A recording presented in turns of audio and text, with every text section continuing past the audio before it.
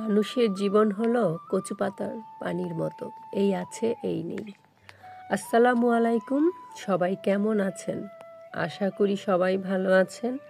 আজকে অনেক দিন পরে একটা ভিডিও নিয়ে আসলাম। বাগানে প্রতিদিনই কিছু না কিছু কাজ করি।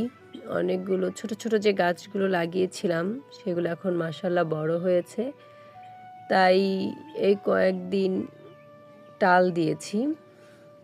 গাছগুলোকে টালের উপরে দিতে হবে, না হলে গাছগুলো নষ্ট হয়ে যাবে। এটা হলো দুন্দুল গাছ,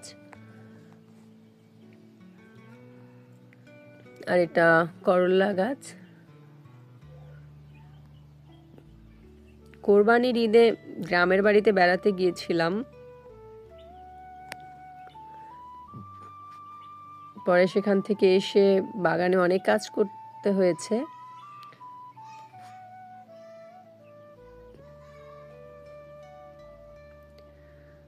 গাছের লতাগুলোকে ডালের সাথে করে দিতে হয় যেন টালের উপরে উঠতে পারে, এই জন্য পেঁচিয়ে পেঁচিয়ে ডালের সাথে পেঁচিয়ে পেঁচিয়ে দিয়ে দিতে হয়।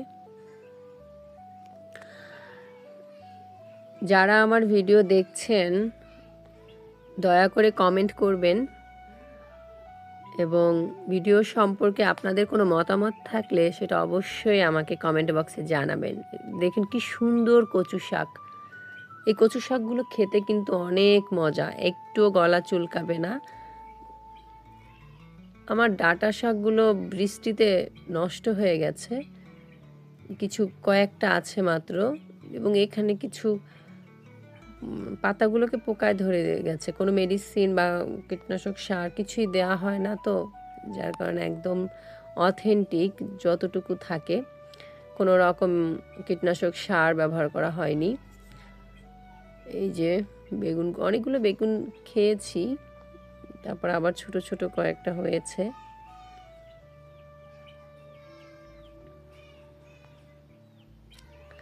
আমি জানি না আমার ভিডিও কেমন হয়, কথাগুলো ভালোভাবে হয় কি না। প্রথম প্রথম তো। এটা হল পুঁই শাকগুলো মাশাআল্লাহ খুব সুন্দরভাবে হয়েছে।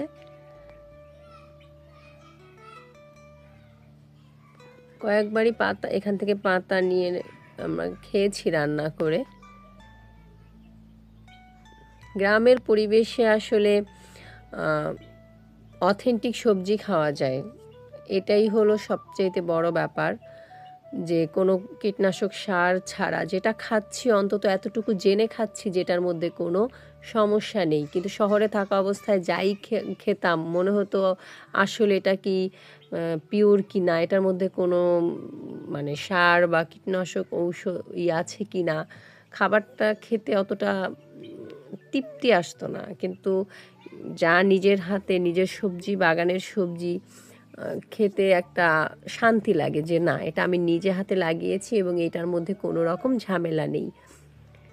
আমাদের সবারই উচিত আসলে কিছু না কিছু সবজির বাগান করা, এতে মনও ভালো থাকে। সকাল বিকাল বাগানের পরিচর্যা করা, গাছপালার যত্ন নেওয়া, আগাছা পরিষ্কার করে দেয়া, এই যে গাছে ফুল হওয়া, চোখের সামনে গাছটাকে বড় হতে দেখা, এই সব জিনিসগুলো আসলে ভালো লাগে, সময় কেটে যায়।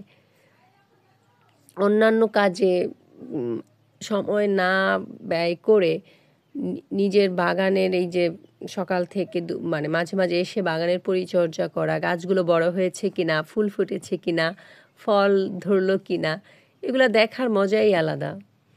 ভালো লাগে, মন ভালো থাকে। সবুজের মাঝে থাকলে, প্রকৃতির মাঝে থাকলে আপনার মন ভালো থাকবে।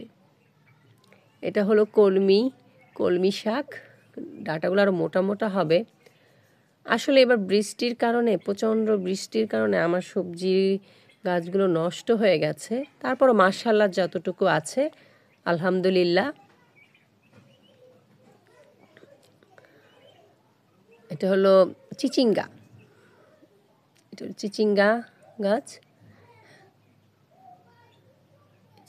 লতাগুলো মাশাআল্লাহ বাড়ছে, ইনশাল্লাহ কিছুদিনের মধ্যেই ফুল ফুটবে, চিচিঙ্গা হবে আল্লাহ যদি চান। এটা হলো শসা। আমার শসা গাছগুলো খুব ভালো হয় নাই, তারপরও দেখি আরও কিছু চারা লাগিয়ে দিব।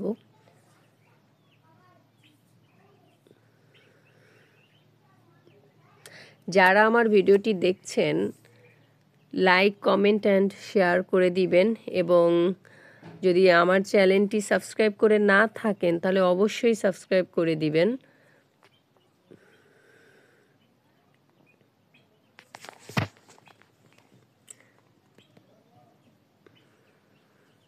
এটা হলো আঙুর গাছ, কিনে এনেছি, এখনও রোপণ করি নাই, রেখে দিয়েছি। আর এই যে কচু গাছ, এই কচু গাছটা একদম আলাদা অন্য কচু গাছের থেকে। এই কচুটা খেতেও মজা। আমি খাইনি অবশ্য, কিন্তু আমার প্রতিবেশীরা বলেছে যে এটা খেতে অনেক মজা। এটা হলো জালি কুমড়া। জালি কুমড়া গাছ অনেকগুলাই লাগিয়েছিলাম, কিন্তু সবগুলো উঠেছিল সবগুলাই, কিন্তু বৃষ্টির কারণে প্রায় গাছই নষ্ট হয়ে গেছে।